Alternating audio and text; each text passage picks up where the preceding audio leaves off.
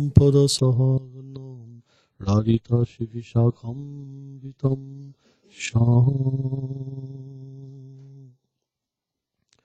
He Krishna Karuna Sindhu Nirabandhu Jagatpate Gopesha Gopekha Kanto Radha Kanto Namostute Tapta Kanchana Gourangi Radhe Vrindavaneshvari Vrichabhanu Sute Devi Pranamami Hare Priye Namo Mahavanyanya Krishna Pridayate Krishnaya Krishna Chaitanya Namne Goratvice Namaha Jaya Shri Krishna Chaitanya Prabhu Nityananda Shri Advaita Shri Gadadhar Shivasadi Gaur Bhakta Vrinda Hare Krishna Krishna Krishna Hare Hare Hare Ram Ram Ram Hare Hare Vrindai Tulasi Devai Priyaya Keshava Sacha Krishna Bhakti Prati Satye Vatye Namo Namaha.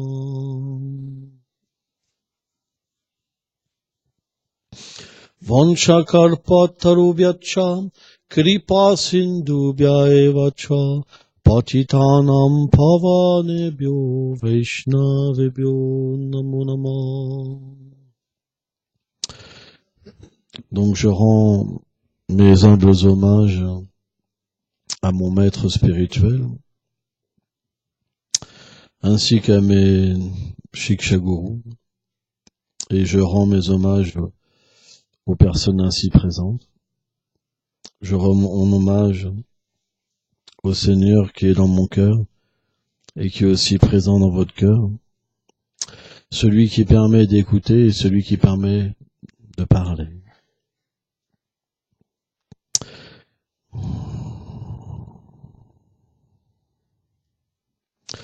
Krishna dit dans la Bhagavad Gita, Am Savasya Prabhava, que toute chose émane de lui. Il dit Aham, de moi.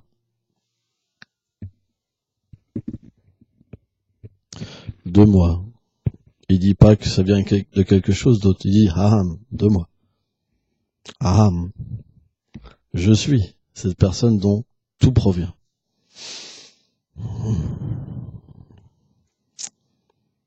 Dans le Srimad Bhagavatam, Shri Vishvanath Sri Thakur, qui est un des plus grands Vaishnaves, qui est venu de Golok Vrindavan de la planète de Krishna pour expliquer différentes écritures. Et dans le Srimad Bhagavatam, il cite le Seigneur, et le Seigneur dit « Tout est moi,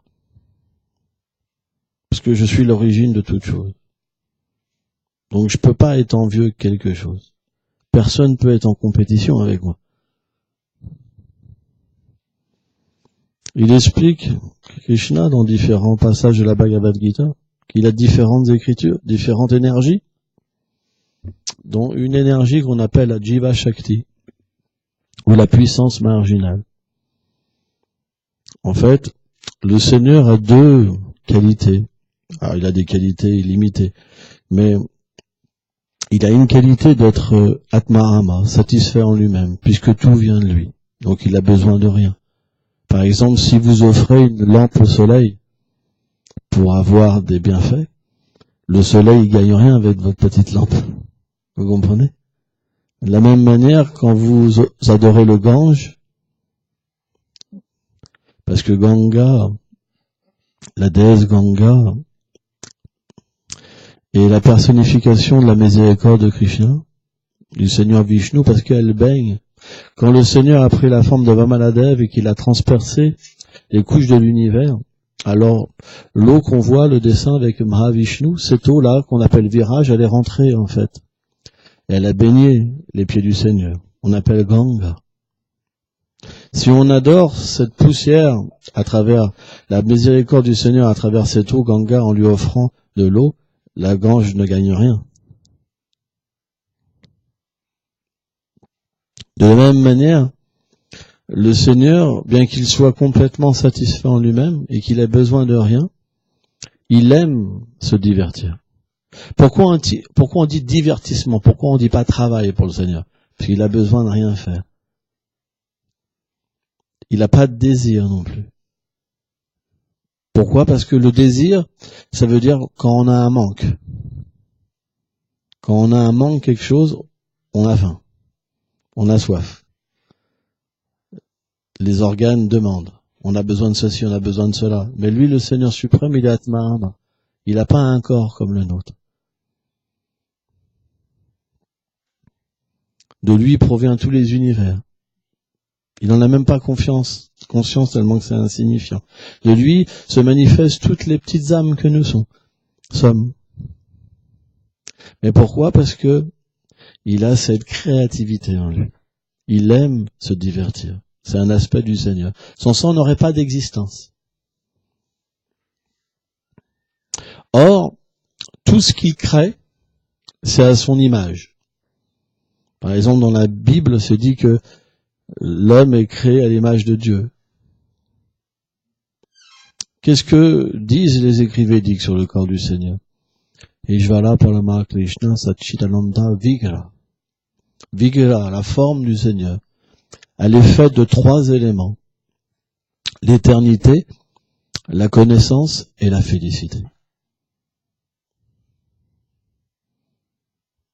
Ça veut dire que l'âme, elle est faite de l'éternité, de la connaissance et de la félicité.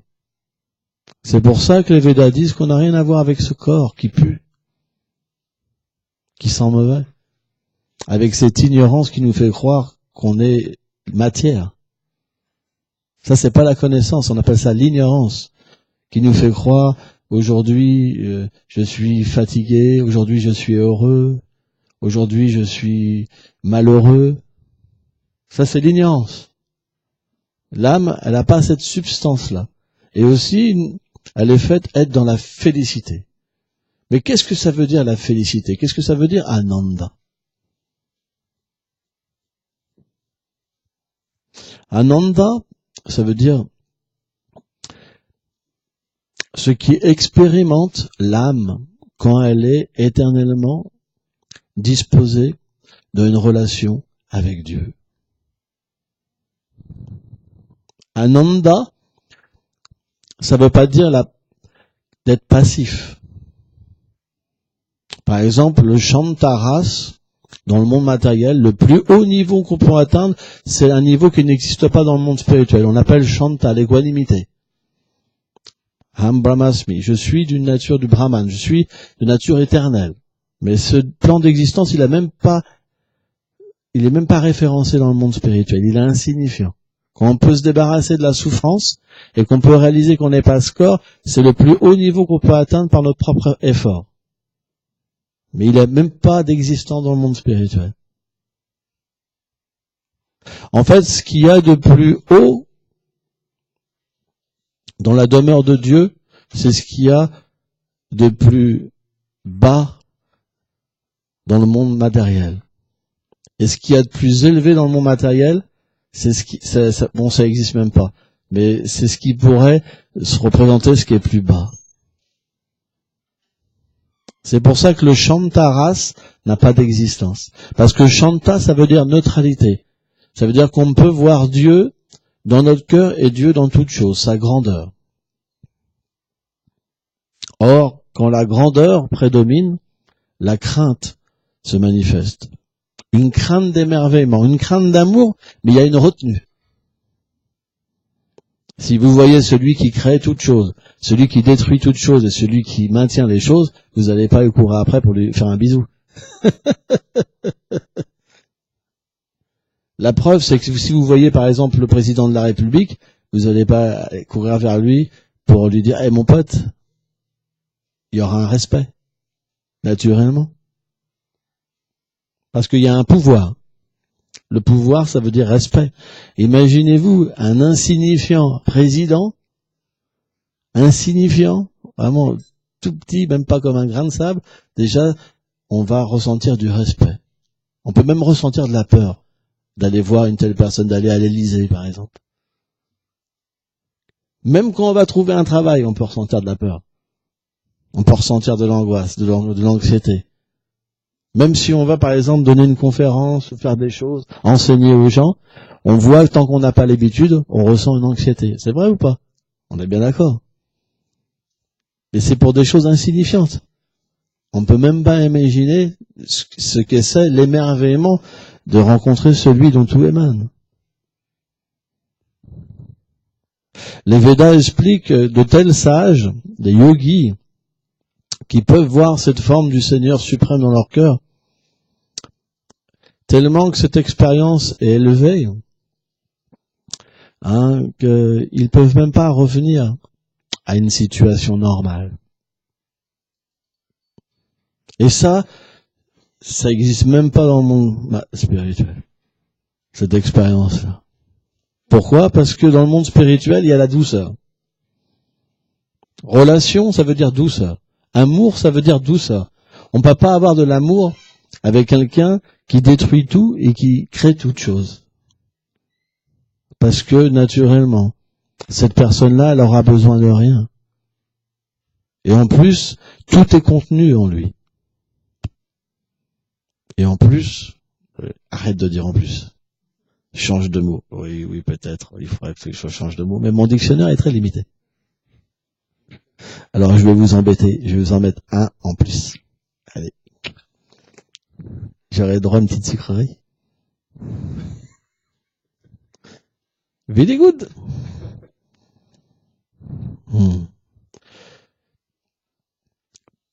Tout ce qui est contenu, toute la création, elle est insignifiante. Quand Arjuna, il a fait voir la forme universelle, quand Krishna a fait voir la forme universelle à Krishna,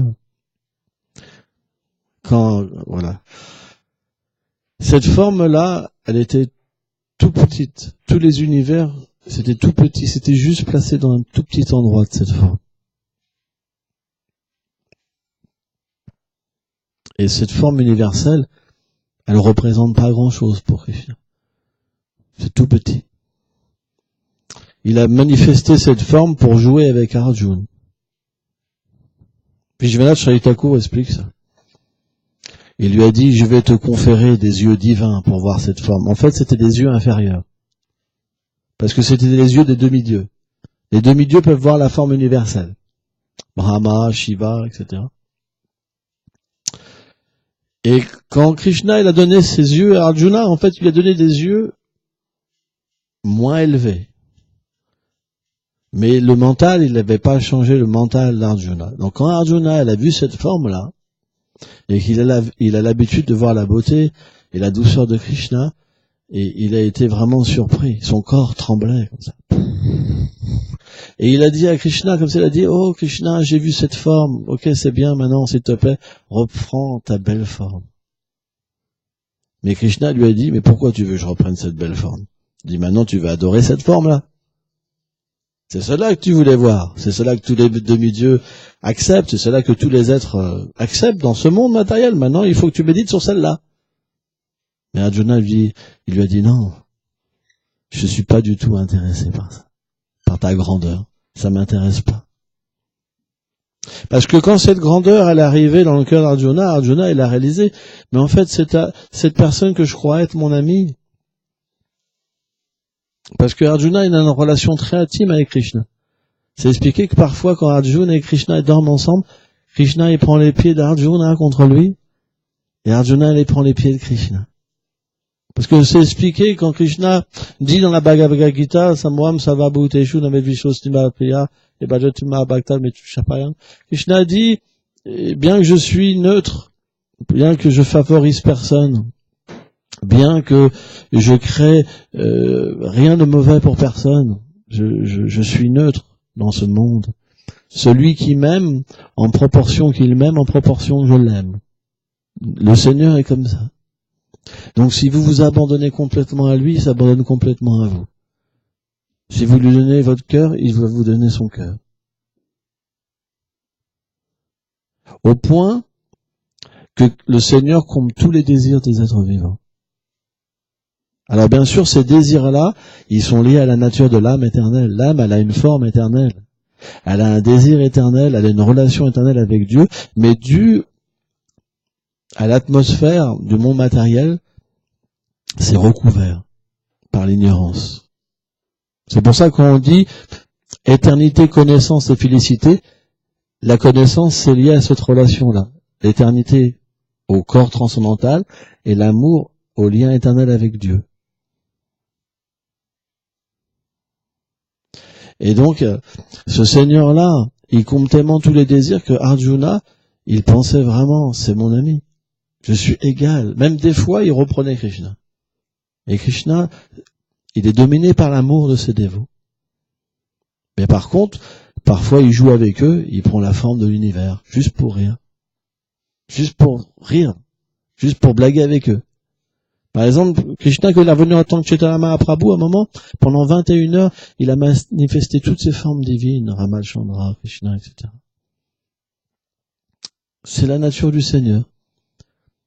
Pourquoi? Parce que en Dieu, il y a l'amour. Et l'amour, ça veut dire que le Seigneur est prêt à descendre. À un tel point qu'il vient dans ce monde matériel pour venir nous chercher. Krishna dit, bien que je vienne dans ce monde, ils peuvent pas me reconnaître. Ils peuvent pas voir ma nature. Ils peuvent pas comprendre mon amour. Donc je suis obligé de rester voilé pour eux. Parce que j'ai cette nature de les laisser libres aussi. Parce que j'aime la liberté. L'amour, ça veut dire la liberté. Donc quand je viens, je m'impose pas. Et bien que, par exemple, Chaitanya Mahaprabhu, quand il était sur Terre, alors c'est le propre Krishna qui revient dans l'âge de Kali, à un moment, il a visité une région où tous les gens étaient devenus sans amour de Dieu. Et le Seigneur était triste. Et il a vu une personne, juste une personne, chanter les saints noms. Et là, il était véritablement très heureux, et il a compris que c'était l'influence du Gange qui commençait à arriver sur les êtres, en fait. Parce que l'influence du Gange donne la piété aux êtres vivants, détruit les péchés, et permet aux êtres d'avoir une aspiration transcendantale. C'est pour ça que visiter les lieux saints, c'est quelque chose qui est important. Et il a couru vers le Gange, complètement en extase. Et quand les gens ont commencé à apprendre qu'il était là, il y a eu des millions de personnes qui sont venues. Et c'est expliqué que le Seigneur a commencé à chanter. Et il chantait tellement que les gens oubliaient de manger, oubliaient de dormir, oubliaient leur lien avec le monde matériel. Pendant des jours, des jours, des jours, des jours. Donc, la connaissance, ça veut dire comprendre un monde qui est supérieur. Si vous apprenez pas sur ce monde qui est supérieur, vous ne serez pas désintéressé par ce monde qui est inférieur. Or, sans apprendre sur le monde supérieur, même si ce monde inférieur vous donne des soucis, vous ne pourrez pas avoir un désir qui soit véritablement puissant pour rencontrer Dieu. C'est pas possible. Le plus grand désir que vous pourrez avoir, c'est je veux goûter un bonheur spirituel, mais pour moi. Je veux me libérer. Vous comprenez? Ça veut dire que vous allez pouvoir comprendre la nature de l'âme, mais pas dans sa plénitude. Parce que quand elle n'est pas en relation avec le Seigneur suprême, on peut simplement comprendre sa nature liée avec le Brahman. Ça veut dire l'éternité du Brahman, la connaissance passive du Brahman et l'ananda passif du Brahman. Mais il n'y a pas quelque chose qui fait que il y a un mouvement, il y a une relation qui se crée. C'est pour ça que, bien que le Seigneur nous permette de venir dans ce monde, parce qu'on a des désirs matériels, on a des désirs, on a eu envie de venir dans ce monde, il nous donne la possibilité d'en sortir. C'est pour ça qu'il vient. Il vient dans ce monde à époque régulière pour nous rappeler à lui. Or, quand il vient, naturellement, sa nature devient connue. Sa nature de son nom, la nature de sa forme, la nature de ses divertissements, la nature de ses attributs. Et si on se met à étudier sérieusement toutes ces choses-là, alors on va graduellement comprendre la nature de notre nom transcendantal, la nature de notre forme transcendantale, la nature de notre service, de notre relation avec Dieu.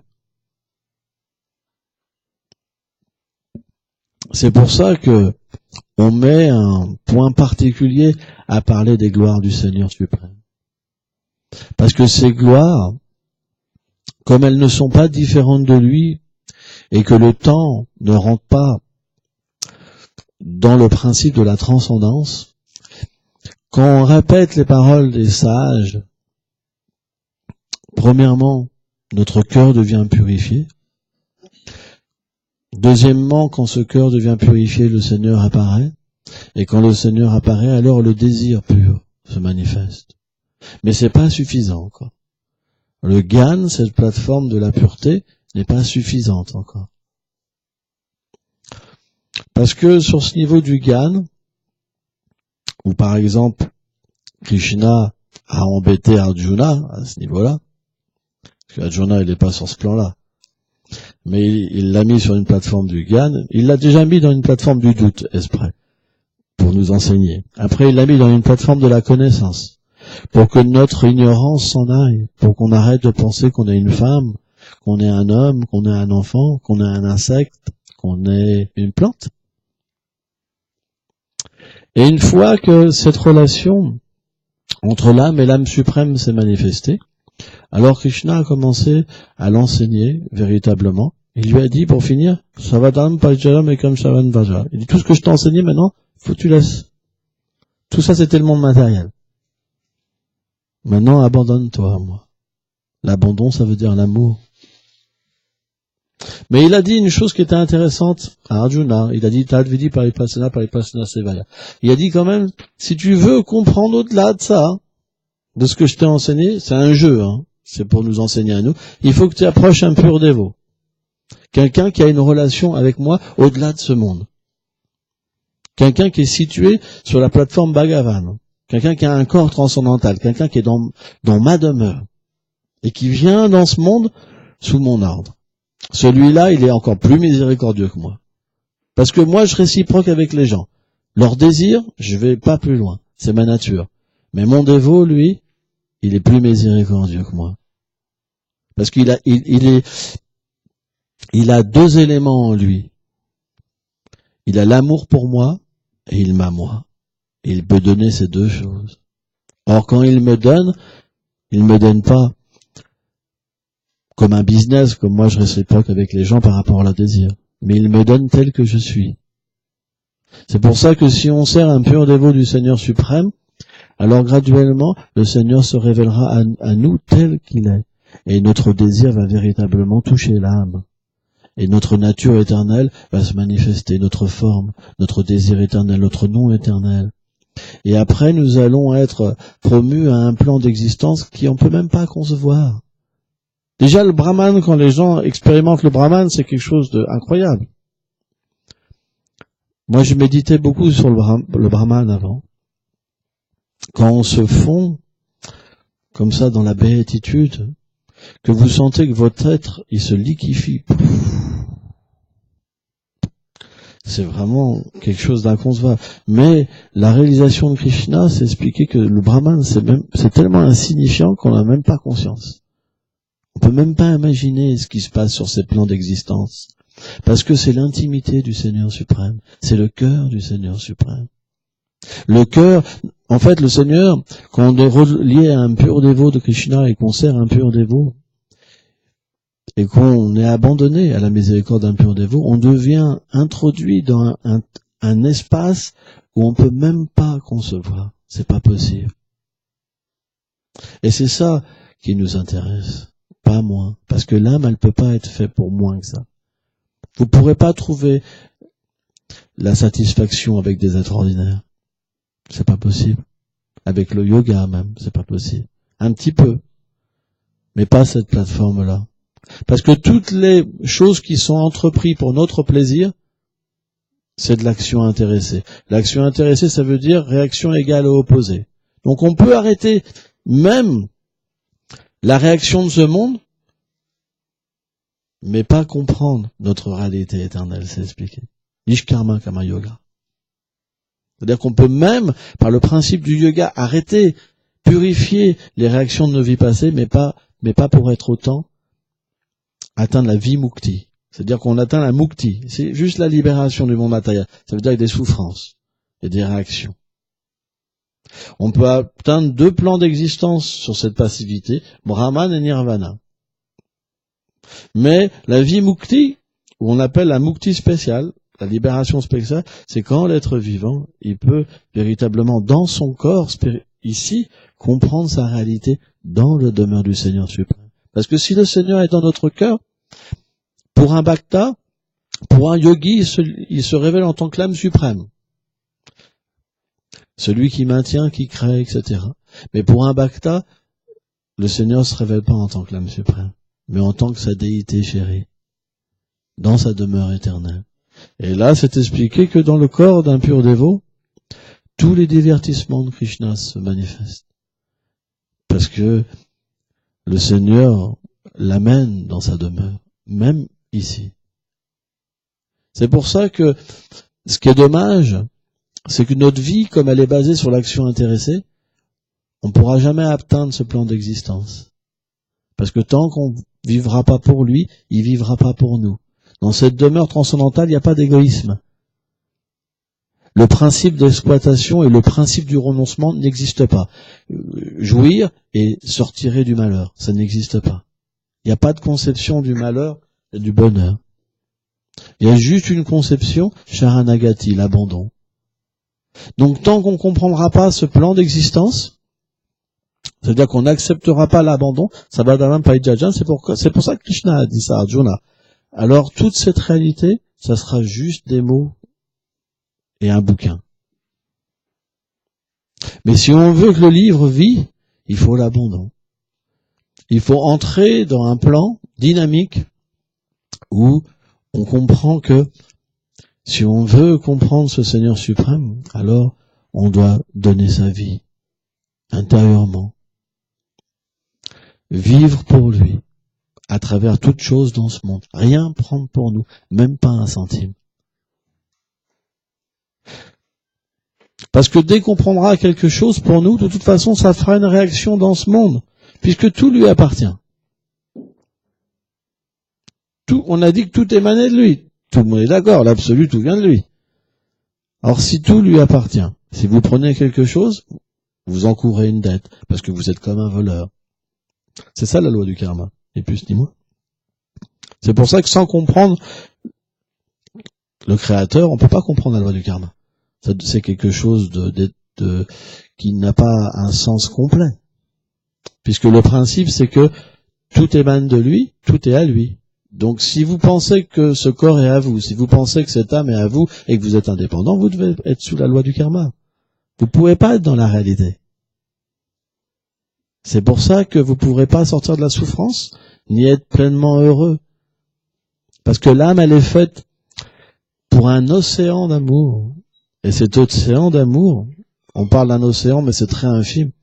Il est en relation, comment dire, avec l'absolu Krishna, l'harmoniste. Celui qui peut attirer tous les êtres. Tous, même Shiva. Une fois Krishna, pour jouer avec Shiva, il a pris la forme de Mohini Murti. Une femme tellement belle. Et Shiva était entouré, sous son arbre préféré, Banyan. Il méditait avec tous ses disciples, et c'est pas n'importe qui les disciples de Shiva. Il y a les 4 Kumaras, etc. C'est des êtres éternellement libérés, quoi. Qui sont des associés, en fait, du Seigneur. Mais qui demeurent dans l'univers matériel, sous telle ou telle forme. Ils ont d'autres formes aussi dans le monde spirituel, mais ça, on va pas parler ça d'aujourd'hui.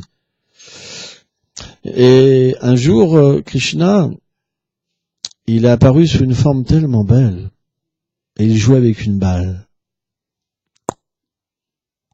Et cette forme était tellement captivante, et Krishna avait Uma sur ses genoux. Alors, Uma, c'est Durga Devi. C'est sa femme éternelle. La puissance interne du Seigneur. Et donc, quand il a vu cette belle femme, il a complètement oublié tout, Shiva. Il s'est levé devant Durga Devi, devant tous les sages, et il a commencé à regarder, à être absorbé. Et le Seigneur le regardait avec des yeux comme des flèches. Il se cachait derrière un arbre, il souriait. Et un Shiva, à un moment, il a commencé à la suivre. Devant tous les sages. Le Seigneur l'a amené dans tous les plus grands ashrams de l'univers, où il y avait tous les grands sages de l'univers. Et les grands sages de l'univers voyaient ça. Et ils savaient que c'était un divertissement du Seigneur suprême. Et Shiva, il s'est mis à courir après elle. Fou de désir. Et à un moment, en fait, quand il a touché Mohini Murti, Shiva, elle a perdu sa semence. Et c'est devenu l'or. L'or est apparu de la semence de Shiva. Et une fois qu'il a perdu sa semence, il a retrouvé ses esprits. Et il a offert des prières au Seigneur suprême. Et le Seigneur suprême a repris sa forme. Et il a dit, ne t'inquiète pas, Shiva. Tu n'es pas sous l'illusion matérielle. Parce que Shiva est une manifestation du Seigneur dans le monde matériel. Mais, simplement, j'ai voulu jouer avec toi. Cette histoire est dans le Srimad Bhagavatam, 8e chant. Alors on va pas expliquer toute l'histoire, si on a peu de temps. Mais c'est ça le principe. Shiva lui-même dit que personne n'est indépendant. Même lui. Il sert le Seigneur suprême. Il médite complètement sur le Seigneur suprême. C'est expliqué que Shiva est le plus grand des Vaishnavas. C'est pour ça que les vrais adorateurs de Shiva, ce sont des Vaishnavas. Parce que lui-même, Shiva, enseigne, comment dire, que la plus grande adoration, c'est celle du Seigneur suprême. Et il dit quand même que, encore plus élevée, c'est l'adoration de ses dévots, il dit. Parce que c'est la chose la plus chère au Seigneur suprême. Donc on revient toujours à la même chose, à moins, Prahlad Maharaj dit, à moins de prendre la poussière d'un pur dévot, le mettre sur son tête, sur son corps, personne ne peut atteindre cette plateforme-là. Dans la Dipurana, Krishna dit, celui qui veut me servir directement, je ne considère pas véritablement comme mon dévot. Mais celui qui sert le dévot de mon dévot, celui-là, il peut obtenir ma faveur. C'est pour ça que le principe du gourou, c'est pas un principe obscur, comme on apprend de l'exploitation, etc. Si quelqu'un n'est pas pur, ça peut être horrible.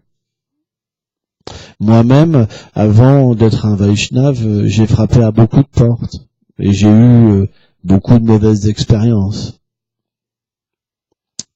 Parce que quand il n'y a pas la pureté, le désir charnel est là, le désir pour le pouvoir est là, le désir pour l'argent est là.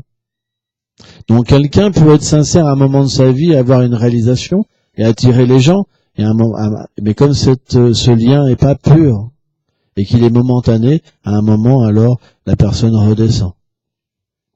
C'est pour ça que les Védas expliquent que même celui qui a atteint la libération, quand il pense qu'il est Dieu, il tombe, en fait. Parce que le Seigneur qui lui donne ça, il lui reprend. C'est pour ça que même la libération, elle n'est pas forcément éternelle. Et ouais, on voit beaucoup de yogis revenir à des plateformes de piété après, par exemple. C'est souvent comme ça. Les gens qui connaissent pas bien l'Inde, ils voient des petites émissions, tout ça, c'est bien. Mais quand on va en Inde, on voit tellement de choses. Ces yogis qui pensaient qu'ils étaient libérés, qui pensent qu'ils sont dieux, puis après ils couchent avec des enfants, des petits-enfants, il y a tellement d'autres choses horribles qui se passent. C'est horrible. Les soi-disant avatars. Hein. Et c'est pas si facile que ça. C'est pas si facile que ça. C'est pour ça que la véritable libération, elle ne peut être que liée à une relation d'amour. Parce que relation d'amour, ça veut dire qu'on reste toujours dans la petitesse. Et on y sera toujours de plus en plus. La petitesse, ni plus ni moins, on pensera jamais qu'on est un maître. Jamais. Mais pas simplement le dire, mais le vivre. C'est pour ça qu'un gourou Vaishnava, c'est quelqu'un qui voit toujours ses disciples. Il voit pas de disciples en fait. Il voit simplement des êtres qui sont envoyés pour l'aider dans son propre service envers son propre maître spirituel. Il n'y a pas de conception d'exploitation. Il y a une conception de donner. Vous comprenez? Parce que finalement, si on regarde bien, celui qui a un problème, qu'est-ce qu'il va donner? Qu'est-ce que prend le maître spirituel? Les problèmes du disciple. Vous comprenez? Mais qu'est-ce que prend le disciple? Il prend le trésor du maître spirituel. Donc, finalement, les Védas expliquent que le Seigneur, à travers ses dévots, il libère les êtres vivants dans ce monde. C'est pour ça que le maître spirituel Vaishnava, c'est quelqu'un qui développe de plus en plus d'humilité. Parce que cette réalité vient en lui. Que Krishna est toute chose. C'est lui qui fait toute chose.